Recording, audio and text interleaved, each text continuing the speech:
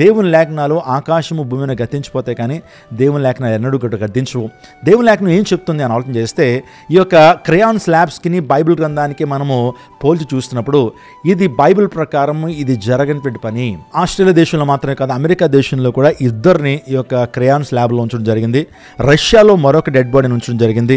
దీనంతా కూడా రహస్యంగా వారు ఉంచుతారు, ఎవరికి కూడా తెలియకుండా చాలా కాన్ఫిడెన్షియల్గా ఈ యొక్క మ్యాటర్ని వారు ఉంచుతారు. అంత మాత్రమే కాదు, ఇప్పటికి ప్రపంచవ్యాప్తంగా 24 డెడ్ బాడీస్ని ఆ క్రయాన్ స్లాబ్లో పెట్టారు, దాన్ని ప్రిజర్వ్ చేస్తున్నారు. అంత మాత్రమే కాదు, దీంతో పాటుగానే కొన్ని పెట్ డాగ్స్ని, పిల్లలను కూడా ఆ డెడ్ బాడీస్ని అందులో పెట్టడం జరిగింది. అమెరికా దేశంలో యారిజోనా అనే ప్రాంతంలో అల్కార్ ఇన్స్టిట్యూట్ అనేటువంటి ఒక ప్రత్యేకమైన ఇన్స్టిట్యూషన్ ఉంది, అందులో కూడా దీన్ని ప్రారంభించారు. క్రయాన్ స్లాబ్లో బాస్కెట్ బాల్ ప్లేయర్ అయినటువంటి విలియమ్స్ అనేటువంటి వ్యక్తిని కూడా అందులో పెట్టడం జరిగింది. చాలా ప్రముఖమైనటువంటి బేస్బాల్ ప్లేయర్, ఆ వ్యక్తిని ఆ ప్రాంతంలో పెట్టడం జరిగింది. ఇంకా ప్రముఖులను చాలా మందిని ఆ క్రయాన్ స్లాబ్లో పెట్టడానికి వారందరూ కూడా సన్నాహాలు చేస్తున్నారు. ఇవన్నీ వింటున్నప్పుడు మనిషి ఎటు వెళ్ళిపోతున్నాడు? మనిషి జ్ఞానం పెరుగుతూ ఉంది.